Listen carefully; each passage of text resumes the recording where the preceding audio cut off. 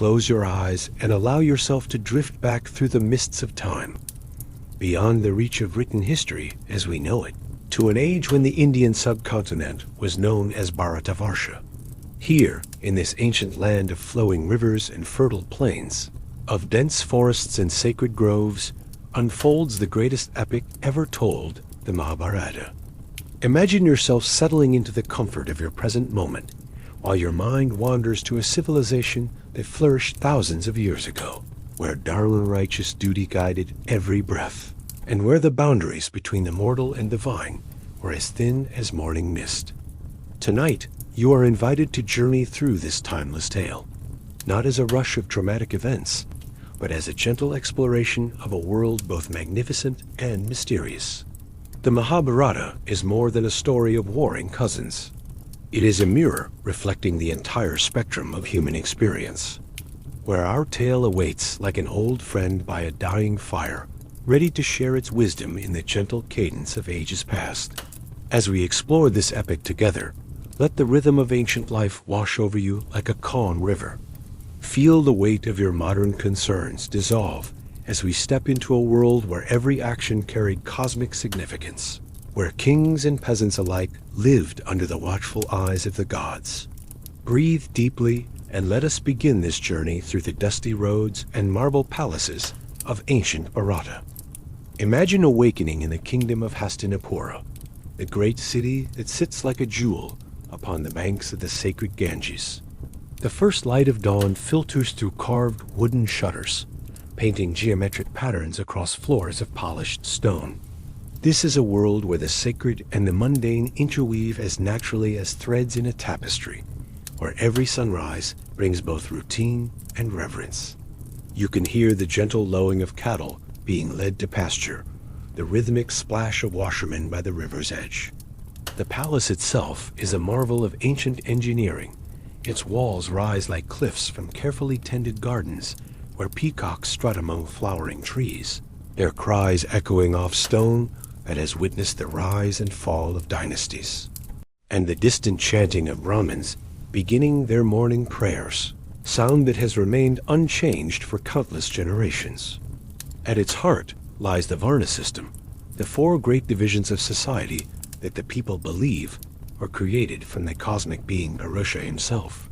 You might glimpse these noble figures in the palace courtyards, practicing their sword work as the morning sun catches the gleam of polished bronze and iron. Their training is both physical and philosophical, for a true Kshatriya must be as skilled in matters of governance and ethics as in the arts of war. Their tasks are humble, but essential, sweeping the streets clean for religious processions, maintaining the intricate irrigation systems that keep the fields green, crafting the everyday items that fill every household.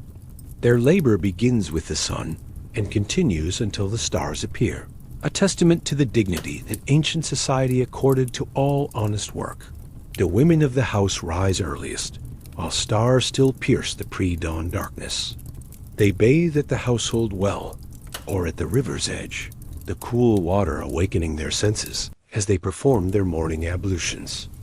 The sound of grinding grain echoes from courtyards throughout the city as they prepare the day's meals, the rhythmic scraping of stone against stone, creating a percussion that speaks of sustenance and care. From his mouth came the Brahmins, the priests and teachers who preserve sacred knowledge and perform the rituals that maintain cosmic order. The men perform their morning prayers, pouring offerings of milk and ghee into the sacred fire while chanting verses from the Vedas. Children gather around their elders, absorbing the ancient stories and moral teachings that will guide their own lives. The very walls of their homes seem to pulse with this accumulated wisdom, as if the stones themselves have absorbed the whispered prayers of countless generations. The forest dwellers, who live at the edges of civilization in ashrams and hermitages, pursuing spiritual knowledge through meditation and asceticism. These holy men and women have renounced worldly concerns, yet the householders revere them and seek their blessings, believing that their prayers help maintain the balance of the cosmos. These are the people who feed the kingdom and fuel its prosperity. Before sunrise, you would see them leading bullock carts laden with grain toward the market squares, or tending to vast herds of cattle that represent not just wealth, but sacred connection to the divine. The lowing of these gentle beasts provides a constant, comforting backdrop to daily life, a reminder of the kingdom's abundance and the gods' favor. Their days begin before dawn with elaborate prayers and offerings, their voices joining in mantras so ancient that their origins are lost in the mists of time. The air carries the mingled scents of sandalwood incense, fresh jasmine garlands, and the earthy aroma of wet clay from the potter's quarter. In the royal quarters of the great palace, servants move through corridors wide enough for elephant processions, their bare feet silent on cool marble floors inlaid with precious stones. But let us not linger only in the halls of power. Venture with me into the heart of the city, where the true pulse of ancient life beats strongest. The cobblestones beneath your feet have been worn smooth by generations of pilgrims, traders, and common folk going about their daily business. Shop fronts are beginning to open, the grain merchant arranging his pyramids of golden wheat and barley, the cloth seller unfurling bolts of cotton dyed in brilliant saffron, indigo, and crimson that seem to capture the very essence of sunset and storm. Here, narrow streets wind between multi-story houses built of brick and timber, their upper floors jutting out over the roadway like protective arms. The wealthy merchants' homes boast courtyards open to the sky, where families gather around wells that provide both water and cool respite from the fierce summer heat. Picture yourself walking these streets in the early morning hours, when the city is just beginning to stir. The social fabric of this ancient world is as intricate as the finest silk. From Purusha's arms came the Kshatriyas, the warrior rulers whose duty it is to protect Dharma and maintain justice. The Vaishyas, born from Purusha's thighs, form the merchant and farming castes. From Purusha's feet came the Shudras, the laborers and servants whose work makes all other pursuits possible.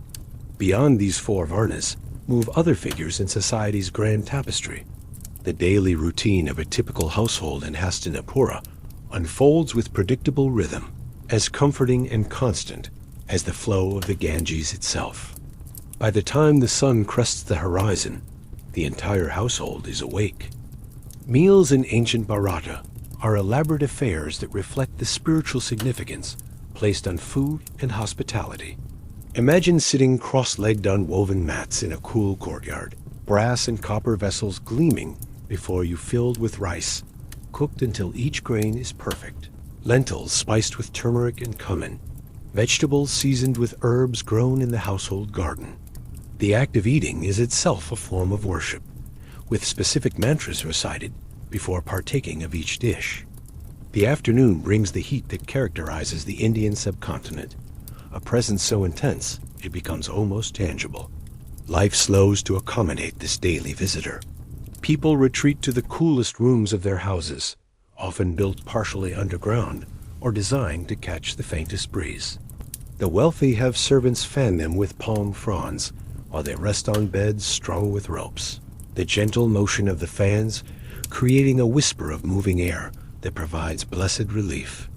Even during these hot hours, essential work continues. In the palace stables, grooms tend to the magnificent horses that are the pride of every royal house. These are not the heavy draft animals of northern lands, but swift, elegant creatures bred for war and ceremony, their coats gleaming like silk in the filtered light of the stable courtyards.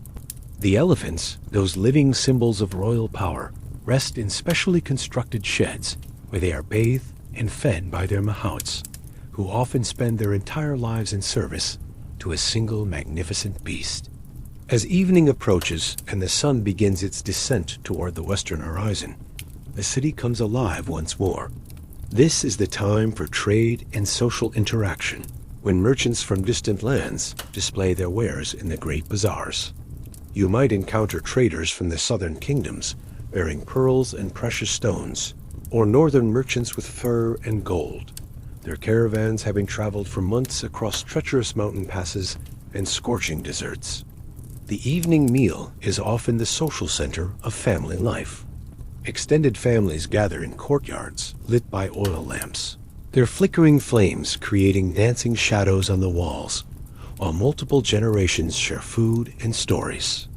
The elderly recount tales of their youth, weaving moral lessons into entertaining narratives that will be passed down to children and grandchildren. These stories often touch on the great epic's fragments of the very tale we are exploring together, creating an endless cycle where life imitates art and art reflects life. Religious observance permeates every aspect of daily existence in ways that might seem foreign to our modern sensibilities. Household shrines occupy places of honor in every home, where daily offerings of flowers, incense, and food are made to the family deities. The smoke from these offerings mingles with cooking fires and oil, lamps to create an atmosphere thick with devotion and the comforting sense of domestic life. The night brings its own rhythms and rituals. As darkness falls over Hastinapura, temple bells ring across the city, calling the faithful to evening prayers. The sound carries across the water of the Ganges, where pilgrims and local residents alike gather to perform the ancient ceremony of Aarti, offering flame and flowers to the sacred river.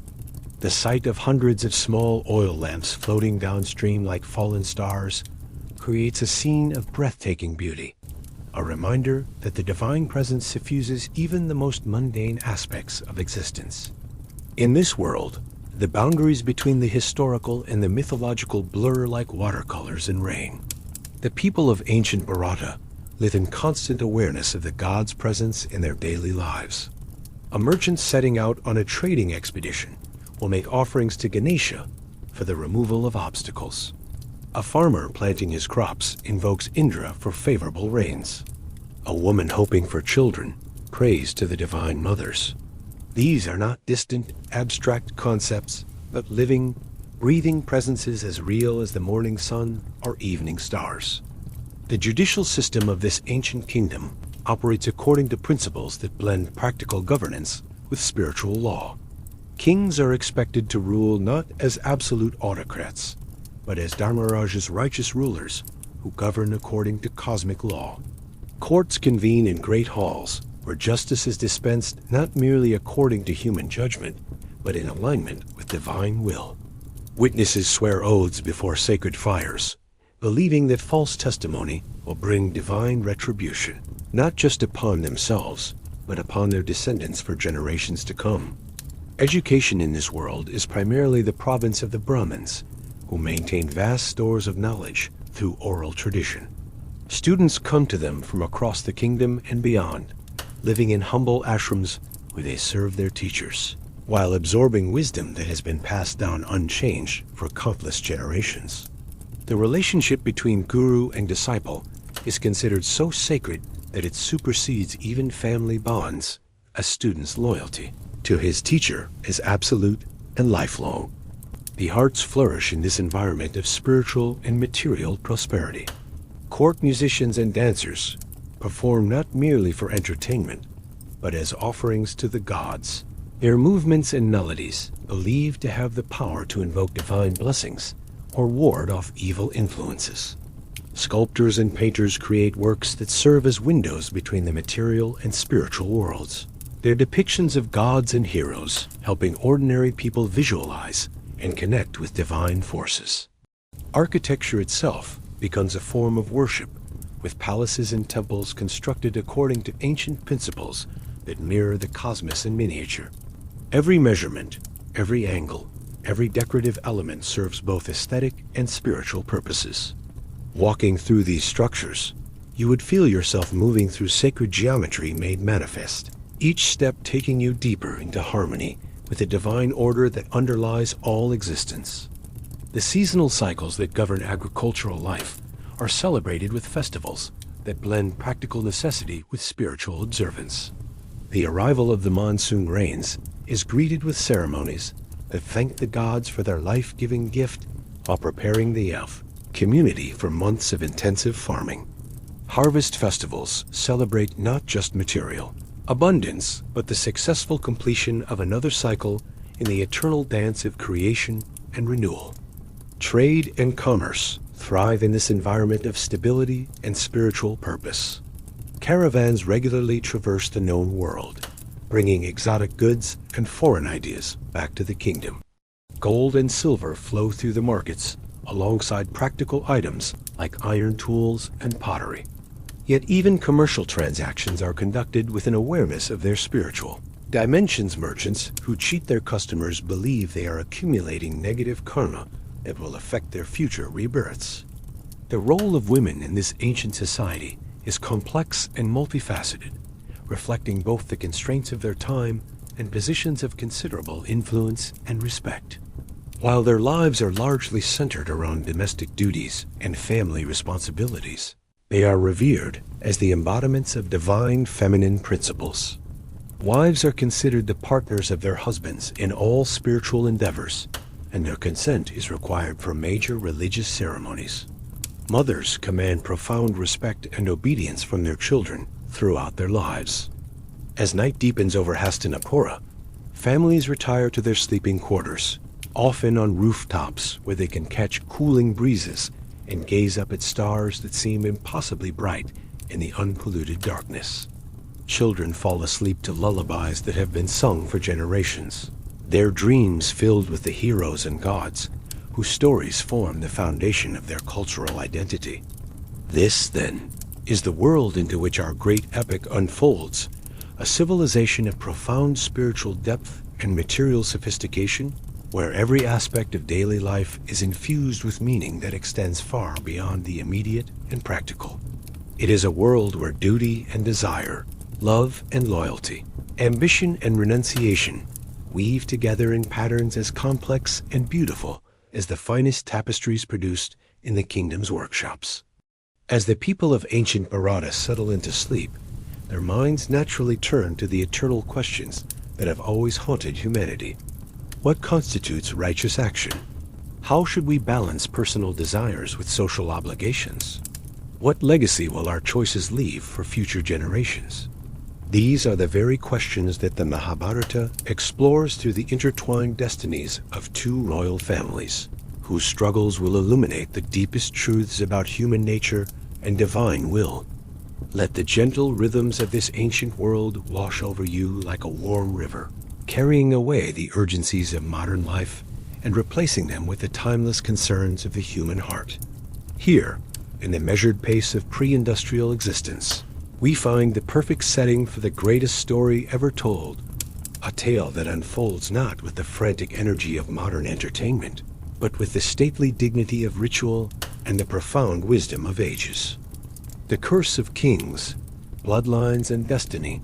Now that you have settled into the rhythm of ancient Bharata, let us turn our attention to the great palace of Hastinapura, where the threads of destiny are being woven by hands both mortal and divine. Here begins the tale of two branches of a single royal tree, a story that will unfold over generations, like the slow movement of stars across the night sky. Picture yourself in the great throne room of Hastinapura, its pillars carved from single, blocks of stone so massive that a dozen men with outstretched arms could not encircle them. The air is thick with incense and the weight of centuries, for this throne has been occupied by kings whose names have become legend. The walls themselves seem to whisper of the glories and tragedies that have unfolded within their embrace. Each stone a silent witness to the eternal drama of power and responsibility. At the heart of our tale stands King Shantanu, a ruler whose very name means one who brings peace. Imagine him in his prime, tall and dignified, his bearing reflecting the nobility that flows in his veins like sacred river water. His reign brings prosperity to the kingdom. His justice is renowned throughout the known world, and yet there is a melancholy in his eyes, a longing that even the finest counselors and wisest Brahmins cannot fully understand. Shantanu's story begins not with triumph, but with love, a love so profound it will set in motion the very events that define our epic. As the morning mist rises from the Ganges, the king often walks alone along the riverbank, seeking solace in the eternal flow of sacred waters. It is during one of these solitary moments that his destiny reveals itself in the form of a woman so beautiful that she seems to have stepped from the realm of the gods themselves. She appears to him like a vision made manifest Ganga, the river, goddess herself, taking human form.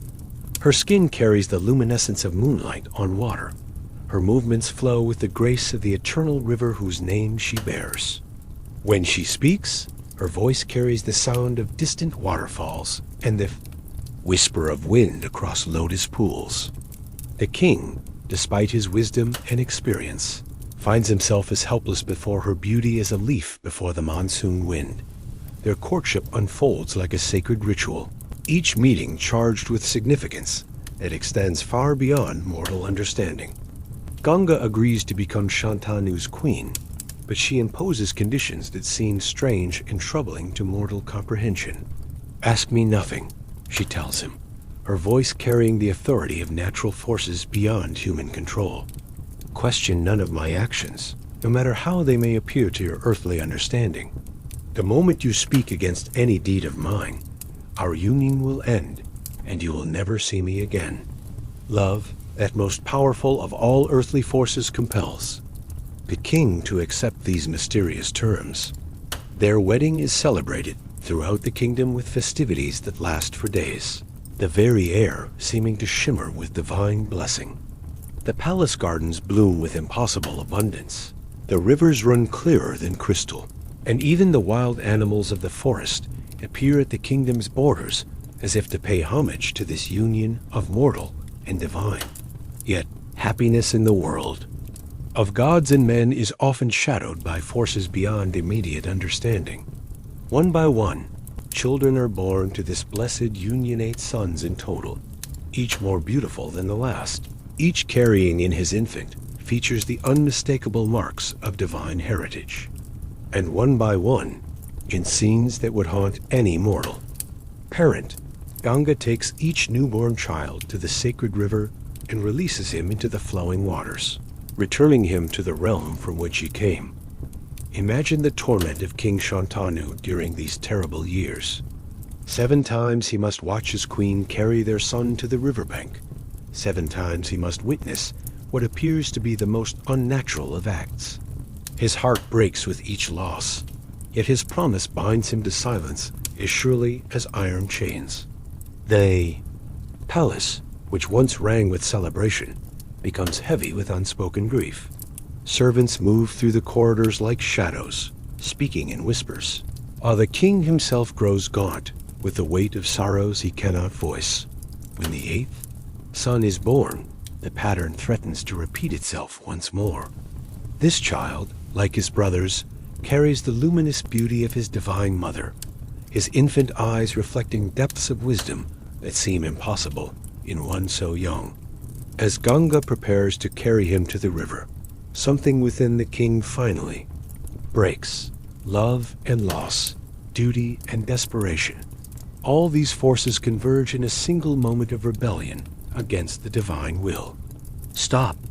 The word tears from Shantanu's throat like a physical thing, shattering the silence that has shrouded their marriage for 8 long years. "I can bear this no longer." What manner of mother destroys her own children? What goddess demands such? Sacrifice from those who love her? The moment the words leave his lips, the king knows he has sealed his fate. Ganga turns to face him, and in her eyes he sees not anger but a profound sadness, as if she has been waiting for this moment with the same inevitability that governs the changing of seasons. Her divine nature reasserts itself, her form beginning to shimmer like heat waves rising from summer stones. "My beloved king," she says, her voice carrying the finality of distant thunder, "the time has come for understanding, though understanding brings its own form of suffering." She reveals to him the cosmic necessity behind her seemingly cruel actions, how their 8 sons were actually divine beings, the 8 Vajas, celestial deities who had been cursed to human birth for a transgression in the realm of the gods. Her apparent cruelty was actually the greatest mercy, freeing them quickly from mortal bondage to return to their rightful place in the cosmic order. This eighth child, however, she continues, holding the infant close, must remain in the mortal world to fulfill a great destiny. He shall be known as Devavrata, and through him, the future of your lineage will be secured. She places the child in Shantanu's arms, and for a moment, the weight of divine purpose seems to flow between them. Raise him well, for he shall become the greatest of all who serve Dharma, though his path will be one of tremendous sacrifice. With these words, Ganga begins to fade like morning mist before the sun, her form becoming translucent as river water. When the time is right, her voice echoes as if from a great distance. I will return this child to you, trained in all the arts that befit a prince and more. Until then, remember that love sometimes wears the mask of loss, and the greatest gifts come wrapped in the darkest sorrows. The king finds himself alone on the riverbank, holding his only surviving son while the Ganges flows past with its eternal whisper, carrying away not just his divine queen, but an entire chapter of his life. The palace to which he returns feels hollow and vast, its rooms echoing with memories of what might have been. Yet in the child Devavrata's eyes, he glimpses something that offers hope, a spark of divine purpose that suggests this story, however tragically it began, is far from over. Years pass in Hastinapura like the gentle turning of seasons, each bringing its own rhythms of growth and change. The king rules wisely and well, finding solace in governance and in the gradual healing that time brings to even the deepest wounds. The kingdom prospers under his careful stewardship, its borders secure, its people content. Yet there remains, in Shantanu's heart, an emptiness that neither duty nor the passage of time can completely fill. Then, as suddenly as she had vanished, Ganga returns. The king, now older and touched by the silver of advancing years, is walking along his familiar path by the riverbank when he encounters a young man of such extraordinary bearing that he must be of royal blood. This youth demonstrates martial prowess beyond anything the king has ever witnessed, turning the very arrows of his bow into instruments of impossible precision, making the waters of the river dance to his will through divine archery. The recognition, when it comes, is both joyful and heartbreaking. This magnificent young warrior is his son Devavrata, now grown to manhood and trained in all the celestial arts by his divine mother. Their reunion unfolds with the bittersweet intensity of long separation finally ended. The prince returns to Hastinapura not as a stranger but as the rightful heir, his divine education having prepared him for the role he was born to fulfill. Devavrata's arrival transforms the palace and the kingdom. Here is a prince who combines his father's wisdom and nobility with powers and knowledge that transcend normal human limitations. He masters not just the conventional arts of kingship statecraft, warfare, diplomacy, but also the deeper mysteries that govern the relationship between the mortal and divine realms. His very presence seems to restore some of the luster that the palace lost during those dark years of Ganga's absence. Father and son form a bond, deeper than the usual relationship between king and heir. They share the unique understanding that comes from having loved and lost the same divine presence, from having been shaped by forces that exist beyond ordinary human experience. The king finds in his son not just an heir, but a companion who can understand the complexities of a life. Touched by the divine, for several years, peace and prosperity reign in Hastinapura. Shantanu rules with the wisdom of experience, while Devavrata learns the practical arts of governance. The prince's reputation spreads throughout the known world as young nobles come from distant kingdoms to test themselves against his prowess. In various arts, none can match his skill with weapons, his knowledge of scripture, or his ability to resolve the most complex problems of law and justice. Yet fate, that great weaver of human destiny, is not finished with the royal house of Hastinapura. As King Shantanu enters the autumn of his life, his heart once again stirs with an emotion he thought he had left behind in youth. Walking along a different stretch of the sacred river, he encounters Satyavati, a young woman whose beauty rivals even his memories of the divine Ganga, but whose nature is entirely warmly human. Satyat. I is the adopted daughter of a fisherman, her days spent ferrying passengers across the river in a simple boat. Yet there is nothing simple about her presence. She moves with a grace that suggests royal bearing, speaks with an intelligence that marks her as educated far beyond her apparent station, and carries herself with a dignity that would befit the greatest courts. Most remarkably, her skin carries a subtle fragrance, sweet as blooming jasmine, that seems to emanate from her very being. The king's attraction to this river maiden grows with each encounter, ripening from initial fascination into a love as deep and consuming as his earlier passion for Ganga, yet different in its entirely human character.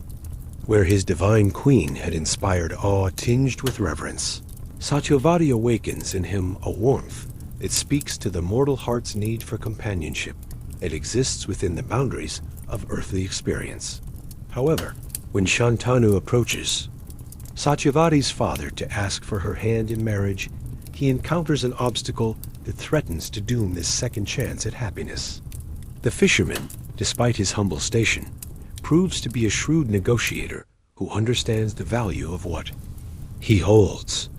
I will gladly give my daughter to you, great king, he says with the careful respect due to royalty, but without the submissiveness one might expect. But only if you can promise that her sons will inherit your throne. This demand strikes at the very heart of royal succession and dharmic duty. Devavrata is not only Shantanu's rightful heir, but has proven himself worthy of the throne through his extraordinary abilities and noble character. To disinherit him in favor of future children would violate every principle of justice and proper governance. Yet the king's love for Satyavati burns with such intensity that he finds himself torn between duty and desire in the most profound way possible. Days pass in agonizing deliberation. The king walks the palace corridors like a man haunted, unable to eat properly or find rest in sleep. The very stones of Hastinapura seem to echo his internal struggle as he weighs love against duty, personal happiness against the welfare of the kingdom. His subjects, sensing their ruler's distress, though not understanding its cause, offer prayers for his well-being, while wisely maintaining respectful distance from whatever crisis has befallen their beloved king. It is Prince Devavrata who finally resolves this seemingly impossible dilemma, but at a cost that will echo through generations, like the sound of a great bell struck in the darkness.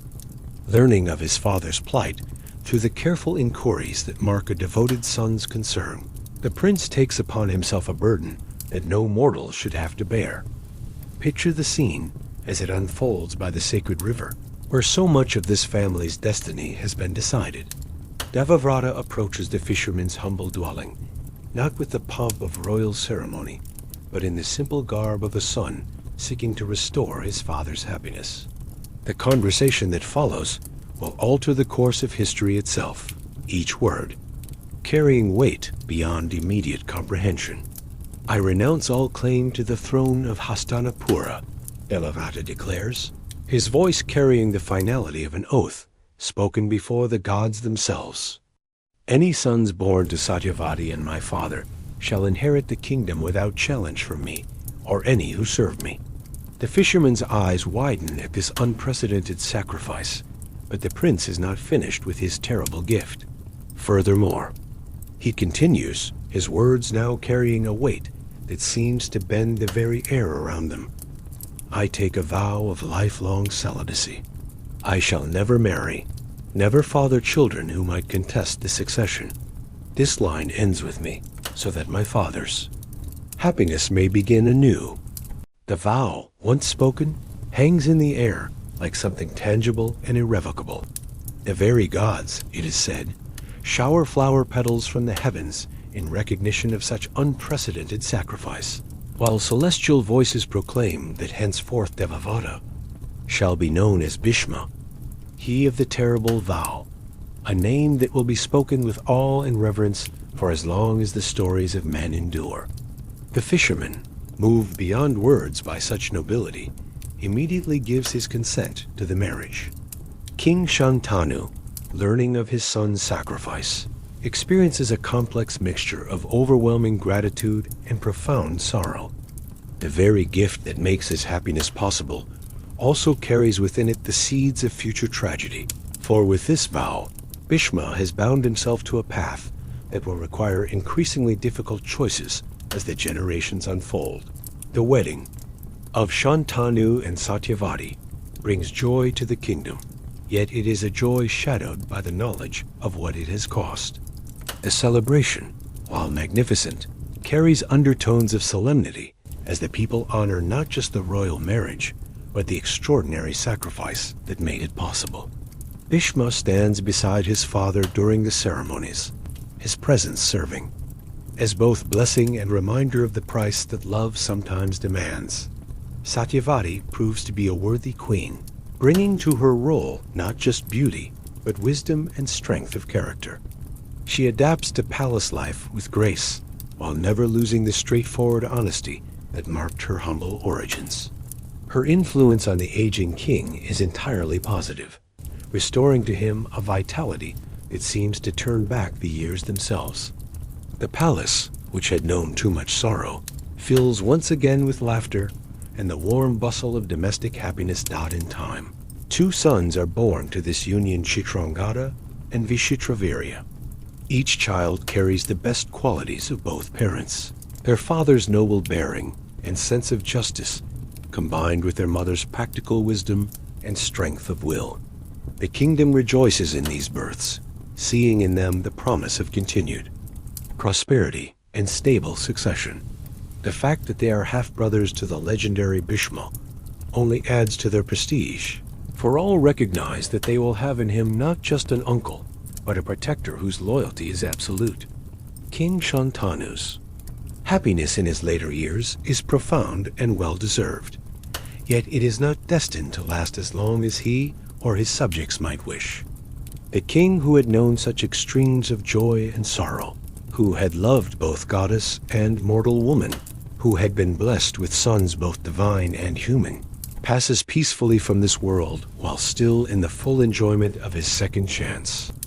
At happiness, his death brings genuine grief to the kingdom, for he had ruled with wisdom and compassion, always placing the welfare of his subjects above his own desires. The funeral ceremonies stretch for days, as befits a king who had earned the love of his people through decades of just governance. Yet even in grief, the kingdom can look toward the future with confidence, for the succession seems secure under the guidance of the noble Bhishma, and with young princes growing toward maturity.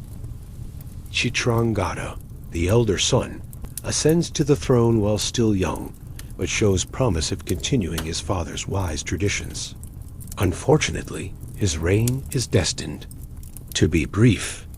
In a battle with a Gandharva king, who bears the same name, a cosmic coincidence that seems to speak to the mysterious patterns that govern fate itself, Prince Chitrangada falls in combat, dying bravely, but leaving the kingdom without an heir.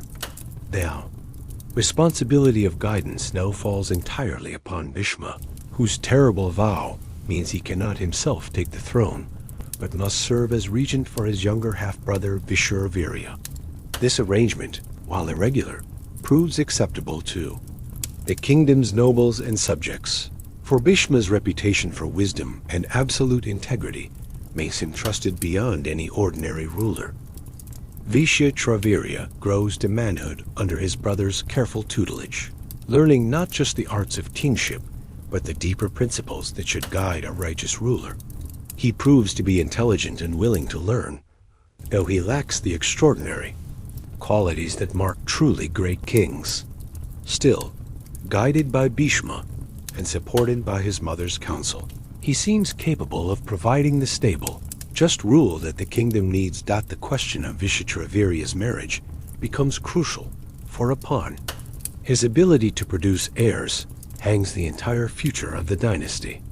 It is at this point that Bhishma's terrible vow begins to show its full implications.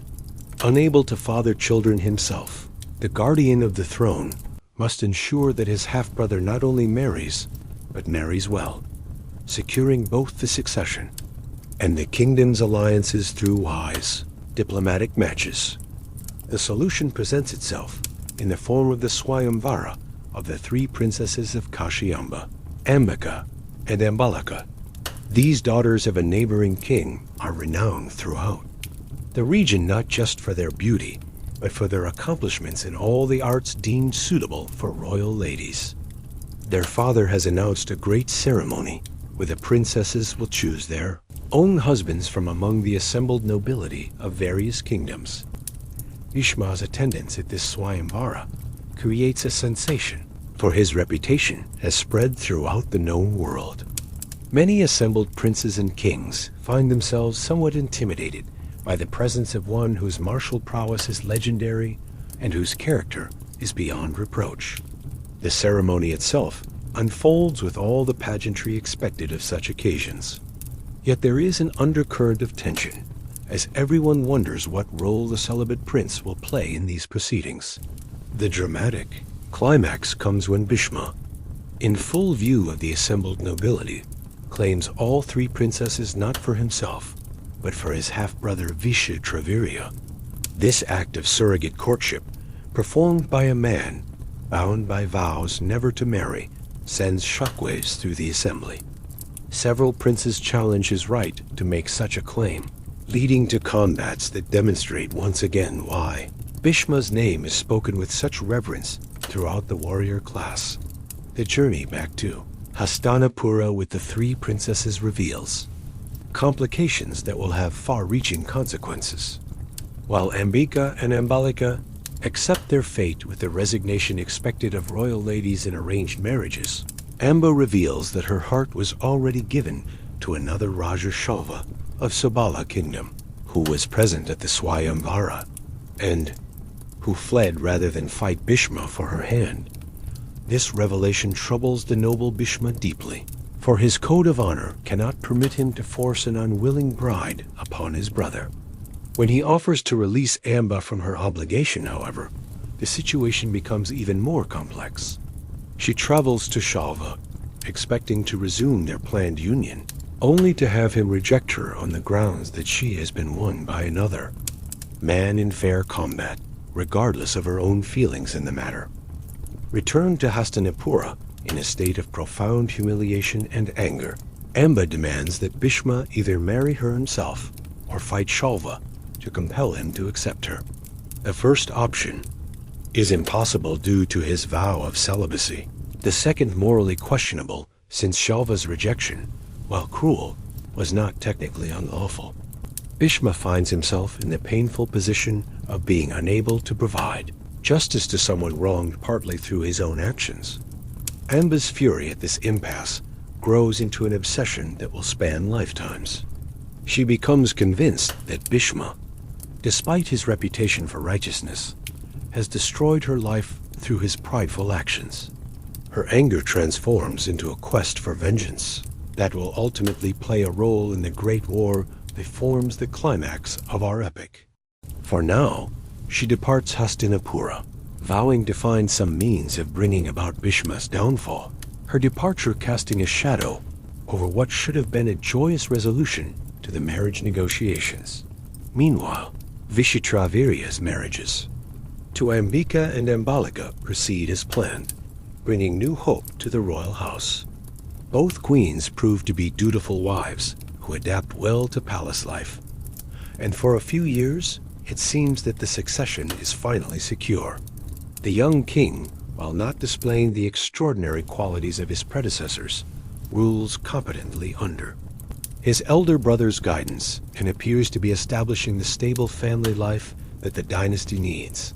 Yet once again, fate intervenes in the affairs of the royal house of Hastinapura. King Yudhishthira, still young and apparently healthy, succumbs to a mysterious illness that baffles the court physicians. Despite their best efforts and the most elaborate treatments known to ancient medical science, the king grows steadily weaker until death claims him, leaving behind 2 widowed queens, but no children to continue the line. This crisis threatens the very foundation of the kingdom, for without an heir, the throne of Hastinapura faces an uncertain future that could lead to civil war or absorption by neighboring powers. This situation is unprecedented in the dynasty's history, requiring solutions that go beyond conventional royal practice. It is at this moment of supreme crisis that the true depth of divine planning begins to reveal itself, as if the gods themselves have been orchestrating events toward this crucial juncture. Queen Mother Satyavati, now the senior royal lady and a woman whose practical wisdom has been seasoned by years of palace life, proposes a solution that shocks even the worldly court. She reveals a secret from her youth that she has carried in silence through all her years as queen. Before her marriage to Shantanu, she bore a son to the sage Parashara, a child who was given away at birth, but who has grown to become one of the most powerful and learned men in all the world. This son is Vyasa, known also as Krishna Dvaipayana, the dark-complexioned sage whose spiritual powers and learning are legendary throughout the known world. More importantly for the current crisis, ancient law provides for a practice called niyoga, whereby a close male relative can father children on behalf of a deceased kinsman, with those children legally considered the heirs of the dead man rather than their biological father. The proposal to summon Vyasa for this purpose represents a radical departure from normal royal practice. Yet the desperate circumstances leave few alternatives. Bhishma, bound by his vow of celibacy, cannot himself father the needed heirs. The kingdom requires continuity, and the ancient law provides a means to achieve it. However unusual the circumstances might be, Vyasa's arrival at the palace is an event that long remains in the memory of all who witness it. Here is a man whose very presence seems to alter the atmosphere around him, whose eyes hold the depth of one who has seen beyond the veils that separate the mortal and divine realms.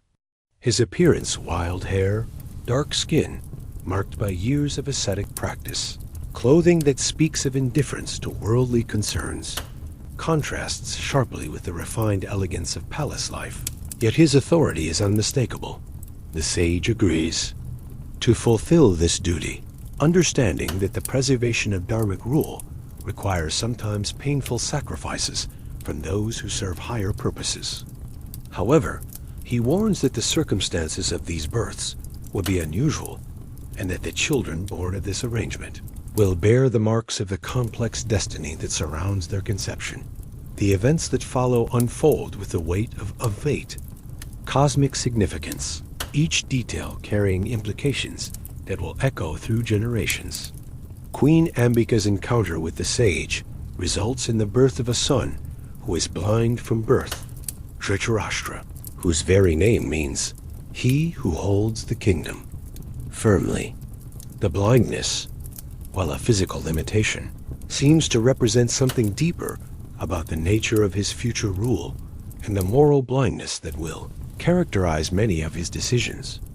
Queen Ambalika's son, Pandu, is born with skin pale as mountain snow, his very appearance marking him as different from the typical complexion of the royal line.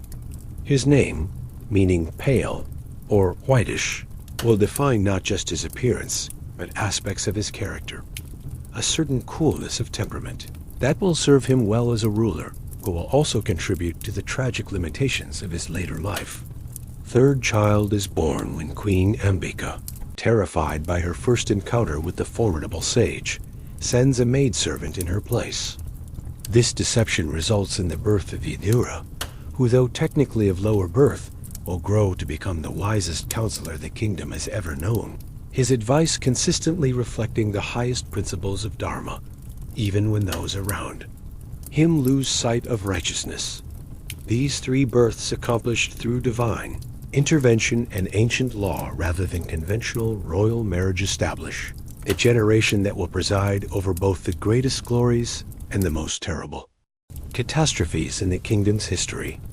Each child carries within his destiny the seeds of the great conflict that will eventually consume not just the royal family, but the entire known world in the flames of the most devastating war ever fought.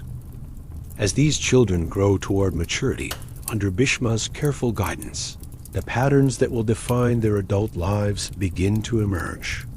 Dhritarashtra shows signs of the strength and determination his name implies, but his blindness creates a dependency on others that will prove dangerous when those others do not share his moral limitations. Pandu displays the noble qualities expected of a king: courage, justice, wisdom, and counsel.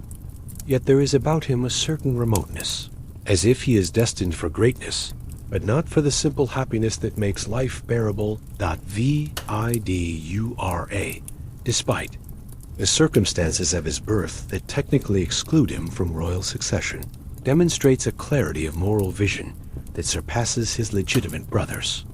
His counsel, even in childhood, reflects an understanding of dharmic principles that suggests divine blessing upon his unusual origins.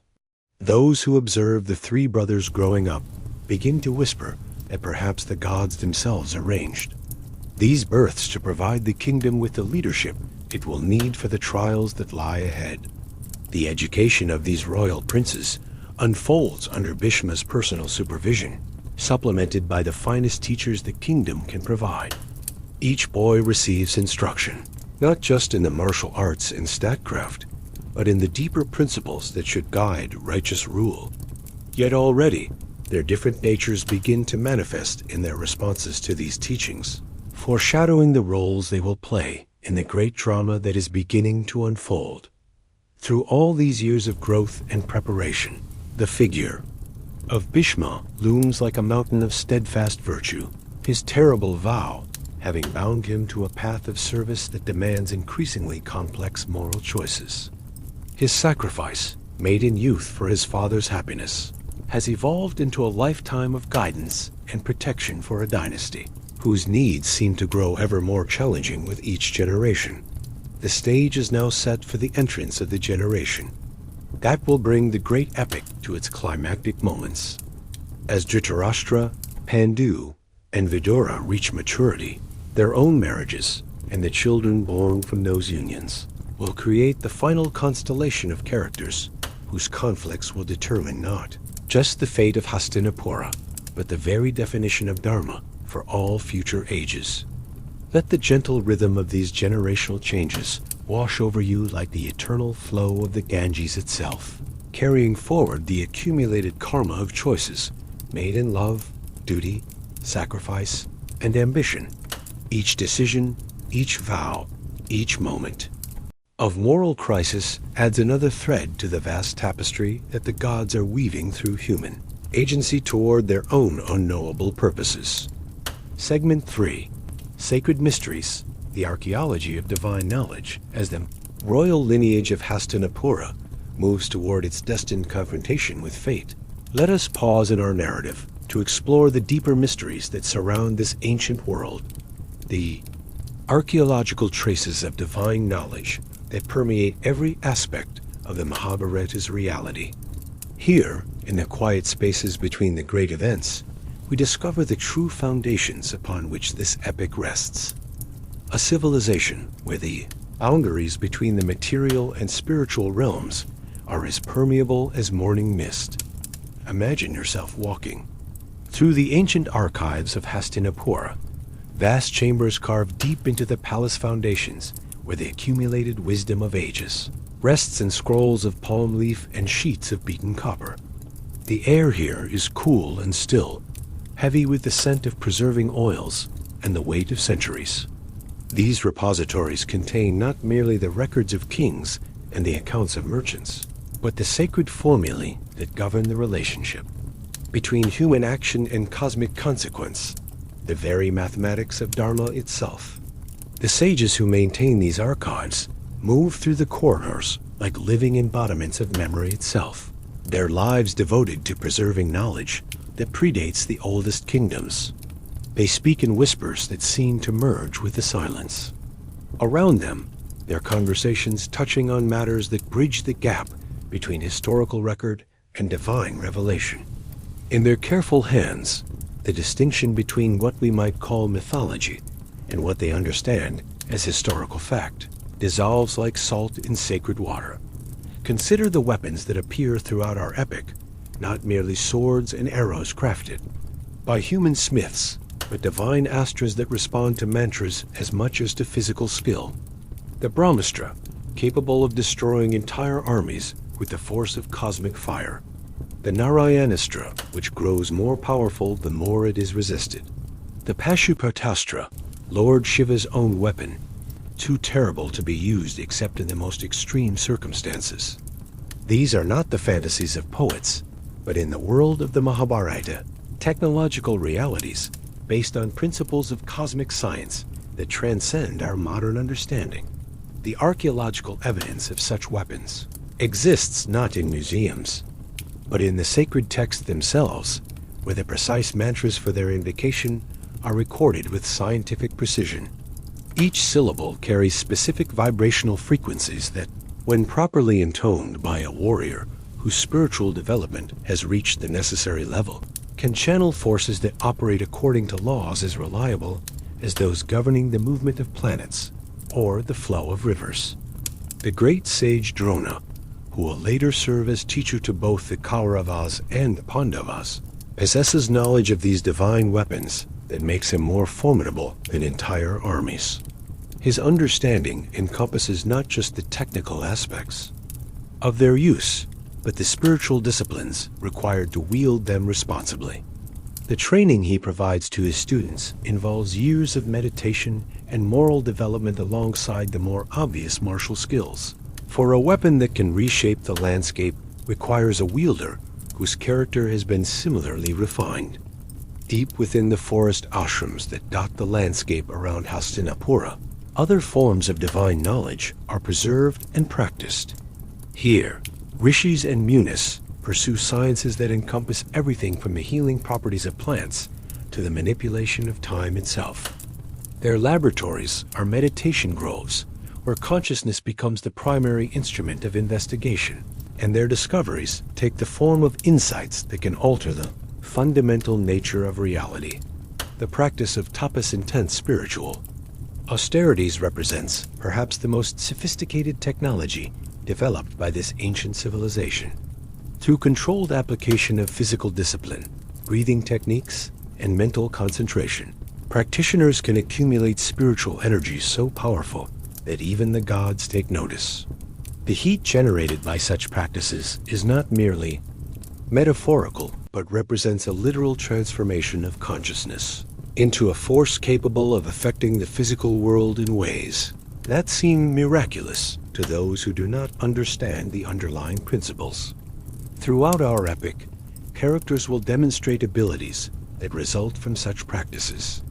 The sage Vishvamitra, through sheer force of tapas, creates an entirely new constellation in the night sky. The warrior sage Parashurama maintains his physical prime for centuries through mastery of these disciplines. Even kings like Yudhishthira and Arjuna will demonstrate powers that result from combining royal training with spiritual development, showing that the boundary between warrior and sage is more fluid than our modern categories might suggest. The very geography of ancient Bharata reflects this integration of spiritual and material realities. Sacred rivers like the Ganges, Yamuna, and Sarasvati are understood not merely as water sources, but as conscious entities, whose blessings can purify karma accumulated over lifetimes. The confluence points where these rivers meet become centers of spiritual power so intense that pilgrimage to them can alter the fundamental trajectory of one's destiny. Mountain peaks, like Kailash and Govardhan, are recognized as the earthly dwellings of divine beings, their physical majesty serving as markers of spiritual realities that exist in dimensions beyond normal perception. Forests like Namisha and Kurukshetra possess qualities that make them naturally conducive to meditation and spiritual advancement. Their very atmosphere seeming to facilitate the expansion of consciousness beyond ordinary limitations. The cities of this ancient world are planned and constructed according to principles that modern archaeology is only beginning to understand. The layout of Hastinapura itself follows patterns that mirror celestial movements, each street and building positioned to harmonize with cosmic forces that influence everything, from the weather to the mental states of the inhabitants. The great palace complex serves not just as a residence for the royal family, but as a kind of spiritual amplifier, designed to enhance the dharmic qualities of those who rule from within its walls. The construction techniques employed in these ancient cities reveal knowledge of principles that our modern engineering is rediscovering. Buildings that have stood for millennia without mortar, their stones fitted together with such precision that earthquakes cannot disturb them. Water systems that channel not just the physical properties of water, but its spiritual qualities, creating fountains and pools that serve as focal points for meditation and ceremonial purification. The metallurgy of this period produces weapons and tools whose composition seems to transcend the limitations of their raw materials. The famous iron pillar of Delhi, which has resisted corrosion for over 1,500 years, represents just one example of technological capabilities that modern science struggles to replicate. The weapons forged by divine smiths like Vishvakarma incorporate not just superior metals, but spiritual principles that make them responsive to the consciousness of their wielders. Archaeological investigation of ancient Indian sites consistently reveals artifacts that challenge our understanding of historical development. Sophisticated astronomical instruments capable of calculations that require advanced mathematical knowledge. Surgical tools indicating medical procedures of remarkable complexity.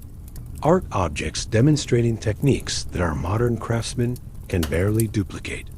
These discoveries suggest a civilization whose knowledge base encompassed areas that we have only recently begun to explore, at the medical science of ancient Bharata, as preserved in texts like the Charaka Samhita and Sushruta Samhita, reveals an understanding of human physiology that extends far beyond the merely physical. The concept of prana life force and its circulation through subtle channels called nadis represents a sophisticated model of human energy systems that modern alternative medicine is only beginning to appreciate. Surgical procedures described in these texts include operations that were not successfully performed in the Western world until the 20th century. The mathematical knowledge preserved in ancient texts demonstrates capabilities that seem almost impossible given the supposed technological limitations of the period. The concept of zero, decimal notation, and infinity all emerged from this civilization at times when other cultures were still struggling with basic arithmetic. The astronomical calculations required to predict eclipses and planetary movements with the accuracy demonstrated in ancient Indian texts require mathematical tools and concepts that we associate with much later historical periods. Yet perhaps the most remarkable aspect of ancient Indian civilization is its understanding of consciousness itself as a field of investigation amenable to scientific study. The meditation techniques preserved in texts like the Yoga Sutras represent sophisticated methodologies for exploring the nature of awareness, memory, and the relationship between individual consciousness and cosmic intelligence. The maps of consciousness developed by these ancient scientists encompass levels of reality that modern psychology has barely begun to acknowledge. The practice of dharana concentrated attention allows practitioners to focus their consciousness with such intensity that they can perceive the subtle structures underlying physical reality. Through dharana-sustained meditation, this concentrated awareness expands to encompass increasingly broad fields of knowledge, ultimately resulting in samadhi absorption states where the boundaries between observer and observed dissolve entirely. These practices produce individuals capable of feats that seem supernatural to those unfamiliar with the underlying principles. The ability to read thoughts, see distant events, predict future outcomes, or even influence physical processes through mental concentration alone. Throughout the Mahabharata, characters demonstrate such abilities not as magical powers, but as natural consequences of systematic spiritual development. The educational system that produces such individuals operates according to principles quite different from our modern approaches to learning. Students live in close proximity to their teachers, absorbing not just intellectual knowledge, but the subtle qualities of consciousness that enable genuine wisdom. The relationship between guru and disciple involves a transmission that goes far beyond the mere communication of information, creating a direct sharing of realized understanding that can transform the student's entire being. The curriculum encompasses not just the obvious subjects mathematics, astronomy, medicine, warfare, but the development of character qualities that enable knowledge to be applied wisely and compassionately. Students learn not just how to achieve their goals, but how to ensure that those goals align with cosmic principles that promote the well-being of all life. This integration of technical training with moral development produces individuals capable of wielding great power without being corrupted by it. The architectural remains of ancient Gurukula's forest universities reveal educational institutions that were designed to facilitate this holistic approach to learning. Meditation halls, libraries, workshops, and living quarters are arranged according to principles that support both individual study and community interaction. The very buildings seem designed to promote the kinds of consciousness that make genuine learning possible. The libraries of these institutions preserve not just written texts, but oral traditions passed down through countless generations of realized teachers. The precision with which these oral transmissions have been maintained is extraordinary entire.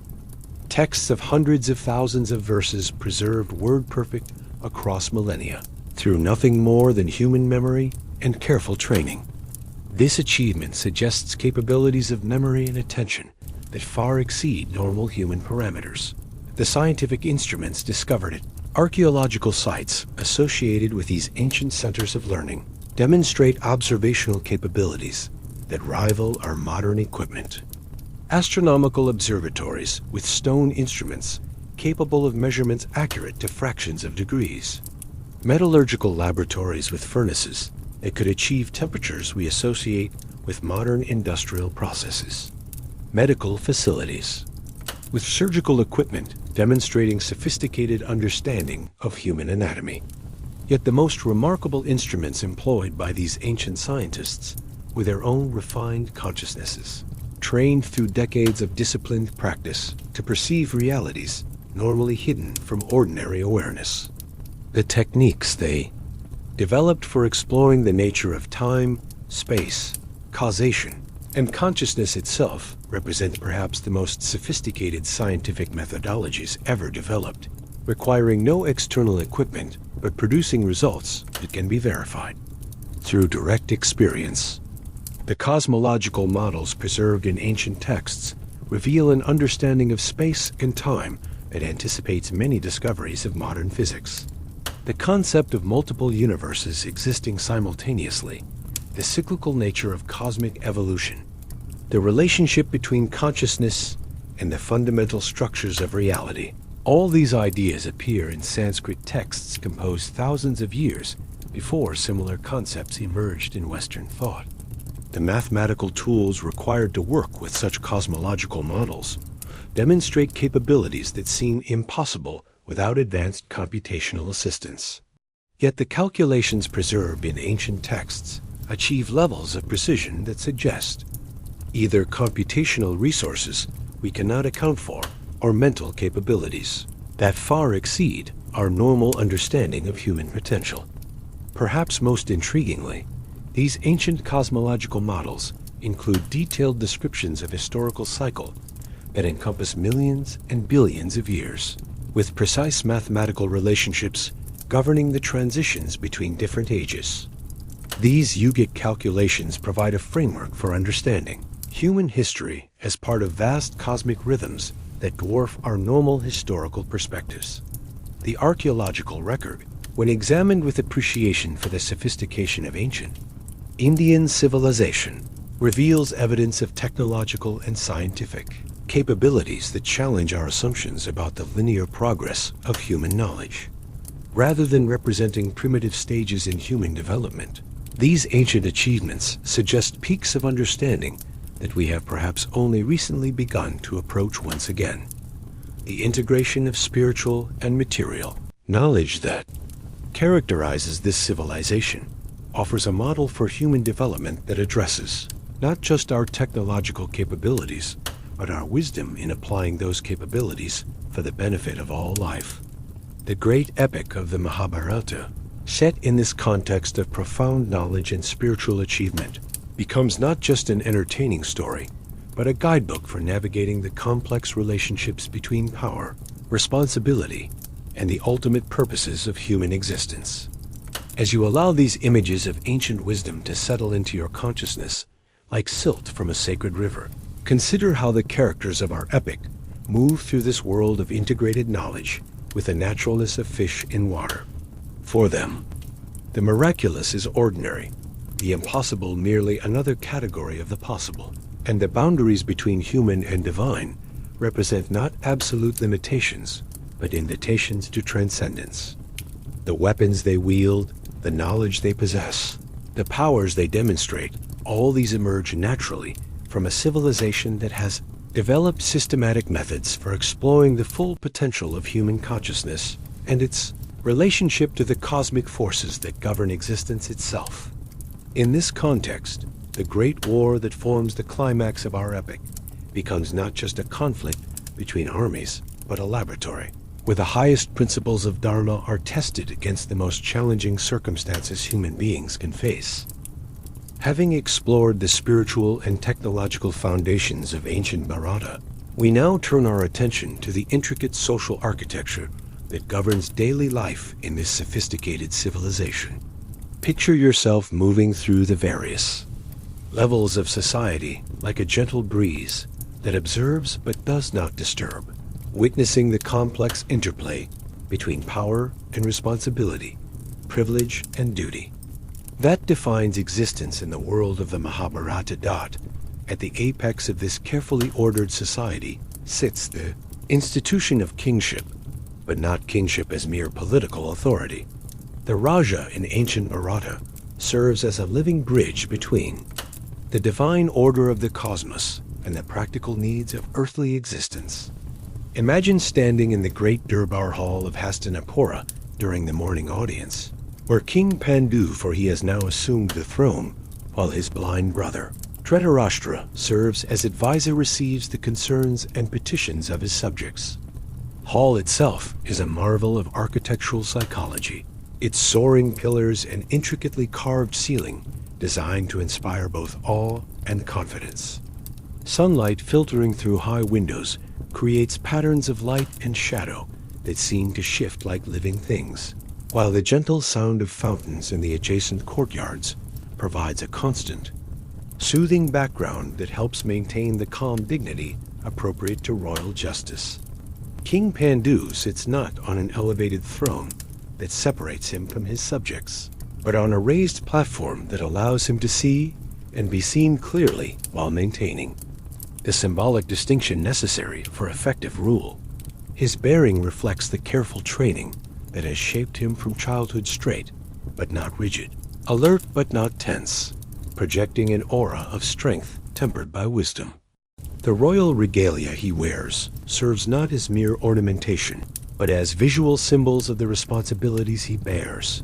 The crown upon his head is crafted not just from precious metals and gems, but according to precise geometric principles that are said to channel cosmic forces that enhance the clarity of judgment.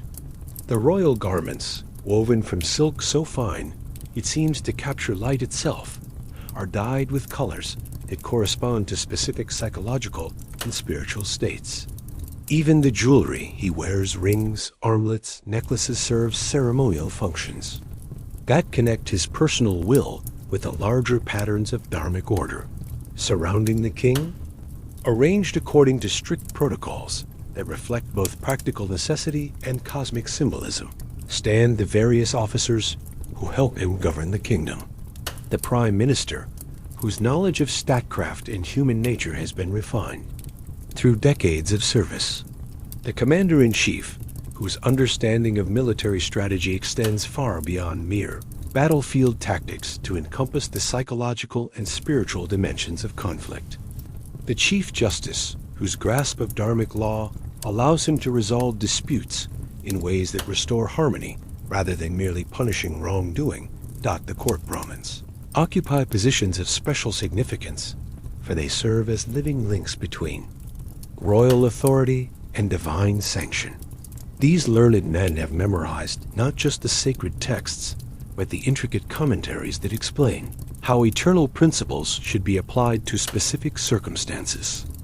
Their advice shapes royal policy at the deepest level, ensuring that governmental actions align with cosmic order rather than merely serving immediate political needs. Behind the public ceremonies and formal audiences, the daily rhythm of palace, life unfolds with its own complex patterns of privilege and responsibility. The royal quarters themselves represent a world within a world, where every detail reflects the sophisticated tastes and refined sensibilities of ancient Indian elite culture. The private apartments of the royal family are designed as sanctuaries that provide respite from the demands of public life while maintaining the dignity appropriate to their exalted station. Queen Kunti moves through these private spaces like the embodiment of royal grace itself, her every gesture reflecting a lifetime of training in the subtle arts that make effective queenship possible. Her education encompasses not just the obvious requirements, knowledge of court protocol, skill in managing household affairs, understanding of the political implications of social interactions, but deeper mysteries that allow her to serve as advisor and spiritual guide to her royal husband. The Queen's daily routine begins before dawn with personal devotions performed in a private shrine, where she maintains the sacred fires that protect the royal family's welfare. These morning prayers are not mere formal observances, but concentrated, spiritual practices that align her personal will with the cosmic forces that govern the kingdom's destiny. The offerings she makes, flowers, incense, clarified butter, sacred grains, serve as physical expressions of inner attitudes that help maintain the spiritual foundations upon which righteous rule depends. Following her morning devotions, Queen Kunti oversees the complex domestic operations that keep the royal household functioning smoothly. The palace employs hundreds of servants, each with specialized responsibilities that contribute to the overall harmony of royal life. There are women who do nothing but tend the Queen's elaborate gardens, cultivating not just flowers for decoration, but medicinal plants whose properties have been understood for generations. Others are responsible for the intricate textiles that clothe the royal family, their skills passed down through families that have served the crown for centuries. The food prepared for the royal table represents an art form that combines nutritional science with aesthetic refinement and spiritual significance. Master cooks who understand not just flavors and textures, but the subtle effects that different combinations of ingredients produce on both physical health and mental clarity. Meals are planned according to astrological calculations, seasonal considerations, and the specific needs of family members, whose roles in governance require particular forms of physical and mental energy. The royal children, for in time, Kunti, will bear sons who become the legendary Pandavas, grow up in this environment of refined luxury, tempered by constant awareness of duty and responsibility. Their education begins almost from birth, not with formal lessons, but with the gradual absorption of attitudes and values that will shape their adult characters. They learn by observation and imitation, watching their parents navigate the complex demands of righteous rule, while slowly taking on age-appropriate responsibilities that prepare them for their own future roles. The palace complex itself serves as a kind of three-dimensional textbook in the art of civilized living, its various quarters and facilities demonstrating different aspects of royal culture. The libraries, with their vast collections of texts covering every branch of knowledge, the workshops where master craftsmen create objects that combine practical utility with artistic beauty, the meditation halls where the royal family maintains, the spiritual practices that keep them connected to higher purposes beyond mere political success. The stables house not just the magnificent horses that serve as symbols of royal power, but also the elephants whose intelligence and dignity make them suitable mounts for kings and princes. These great beasts receive care that surpasses what many humans in lesser stations might expect. Specialized veterinarians who understand their physical needs, trainers who develop their natural intelligence, decorators who create the elaborate trappings that transform them into living symbols of royal majesty. During state ceremonies, the royal gardens represent perhaps the most refined expression of the aesthetic sensibilities that characterize elite culture in ancient Bharata. Here, landscape architects have created outdoor spaces that serve simultaneously as places of natural beauty, centers for meditation and reflection, and venues for the elaborate entertainments that mark important festivals and celebrations. The gardens are designed according to principles that mirror cosmic order, with pathways that follow patterns based on sacred geometry and plantings that create harmonious combinations of color, fragrance, and symbolic meaning. Water features throughout. The palace complex serve purposes beyond mere decoration or cooling. Fountains, pools, and artificial streams are positioned to create patterns of sound that promote specific psychological states, tranquility for meditation areas, alertness for spaces devoted to governmental business, joy for entertainment venues. The very sound of moving water becomes an instrument in the orchestra of royal life, its various voices contributing to the overall harmony that makes effective rule possible. Yet this world of refined privilege exists in constant relationship with the broader society it serves, and the nobility understand their elevated position as carrying corresponding obligations. The concept of noblesse oblige takes on profound significance in a culture where the actions of rulers are believed to influence not just immediate political outcomes, but the cosmic forces that determine the welfare of all beings within the kingdoms. Orders.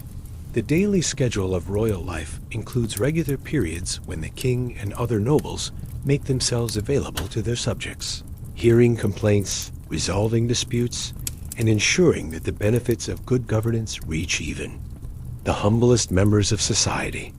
These audiences are not mere political theater, but genuine expressions of the dharmic principle that power exists to serve, not to be served. The relationship between the royal court and the merchant classes illustrates the sophisticated understanding of economic principles that characterizes ancient Indian civilization. The great trading families who control commerce throughout the region are not viewed as separate from or opposed to royal authority, but as partners in maintaining the prosperity that makes civilized life possible for all social levels. Wealthy merchants like Kubera, whose trading operations span continents and whose financial resources rival those of kings, maintain elaborate households that mirror royal customs while adapting them to the specific needs and opportunities of commercial life. Their palaces, while perhaps lacking the cosmic symbolism of royal architecture, demonstrate equivalent sophistication in their understanding of beauty, comfort, and the social requirements of their elevated station. The education provided to merchant families combines practical business training with the same cultural refinements that characterize royal upbringing. Young merchants learn not just the technical aspects of trade calculation, negotiation, quality assessment, logistics, but the broader principles of dharmic commerce that ensure their business practices contribute to social harmony rather than disrupting it. The great trading expeditions that connect ancient Bharata with distant civilizations represent enterprises that require organizational capabilities comparable to military campaigns. Caravans of hundreds of camels or bullocks, protected by armed guards, carrying goods worth the ransoms of kingdoms across deserts and mountain passes that test human endurance to its limits. The leaders of such expeditions must combine the strategic thinking of generals with the financial acumen of master economists and the diplomatic skills necessary to negotiate safe passage through territories controlled by dozens of different rulers. The goods these traders bring back transform daily life throughout the kingdom, introducing new technologies, artistic styles, and cultural concepts that gradually reshape civilization itself. Silk from distant China, spices from southern islands, precious metals from northern mountains, perfumes and dyes from western deserts, all these flow through the trading networks that connect ancient Bharata with the wider world. Yet perhaps more significant than material goods are the ideas and techniques that travel these same routes. Mathematical concepts, astronomical observations, medical treatments, philosophical insights, the intellectual achievements of different civilizations blend and cross-fertilize through the constant movement of traders who serve as inadvertent carriers of cultural evolution. Not the religious life of merchant families reflects their unique position at the intersection of different cultures and belief systems. While maintaining their devotion to traditional deities and practices, they often incorporate elements from the various traditions they encounter in their travels. Their household shrines may include images and symbols from distant lands. Their festivals may blend customs from different regions. Their philosophical outlook may reflect the broadened perspective that comes from constant exposure to different ways of understanding divine truth. The women of merchant families occupy positions that combine domestic authority with sophisticated understanding of commercial operations. Unlike their counterparts in purely aristocratic households, merchant wives often take active roles in family business enterprises. Their judgments regarding quality, value, and market conditions helping to determine the success or failure of major trading ventures. This practical involvement in economic activity provides them with forms of education and experience that complement the traditional feminine arts, creating personalities that embody both strength and grace. The warrior class, the Kshatriyas, who serve as the kingdom's military backbone, maintain their own distinct culture that balances martial prowess with refined sensibility. The great military families trace their lineages back through generations of heroes whose deeds have become legendary. Their family histories, reading like collections of epic adventures that blur the boundaries between historical record and mythological narrative. The training provided to young Kshatriyas encompasses not just the obvious martial skills, but the deeper qualities of character that distinguish true warriors from mere fighters.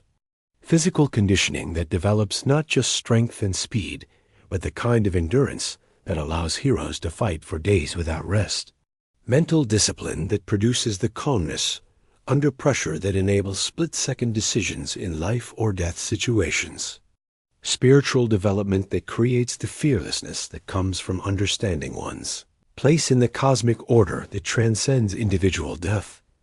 The weapons training of Kshatriya youth involves not just mechanical proficiency, but the development of intuitive skills that allow master warriors to anticipate their opponent's intentions and respond with reactions that seem almost supernatural in their precision and timing. The greatest weapon masters achieve states of consciousness where the boundaries between warrior, weapon, and target dissolve into unified fields of action that operate according to principles beyond normal rational analysis. The code of honor that governs Kshatriya behavior creates standards of conduct that prioritize courage, truthfulness, and protection of the innocent above personal survival or material gain. These warriors understand themselves as servants of Dharma first and individuals second, their personal desires subordinated to their duty to maintain cosmic order through righteous action. Yet warrior culture also encompasses sophisticated appreciation for the arts and sciences that ennoble human existence. The greatest Kshatriya heroes are often accomplished musicians, poets, philosophers, and students of natural phenomena. Their understanding of beauty and truth provides the cultural context that gives meaning to their martial abilities, ensuring that their fighting skills serve higher purposes than mere conquest or personal glory. The relationship between Kshatriya families and the Brahmin community demonstrates the complementary nature of the different social functions within ancient Indian civilization.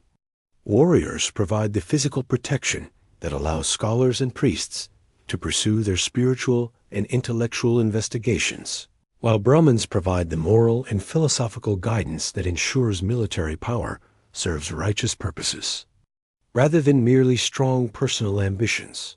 This interdependence creates complex networks of obligation and mutual support that bind the different social classes together in relationships that transcend mere political convenience. Kshatriya families often maintain lifelong connections with Brahmin teachers and advisors, seeking their counsel not just in matters of religious observance, but in the practical decisions that determine the success or failure of military and political endeavors. The Brahmin community itself represents perhaps the most sophisticated intellectual elite that has ever existed. Their mastery of multiple branches of knowledge, creating individuals who serve as living libraries of cultural wisdom. The great Brahmin families maintain traditions of scholarship that span dozens of generations, each inheriting and adding to accumulations of knowledge that encompass every aspect of human experience and cosmic understanding.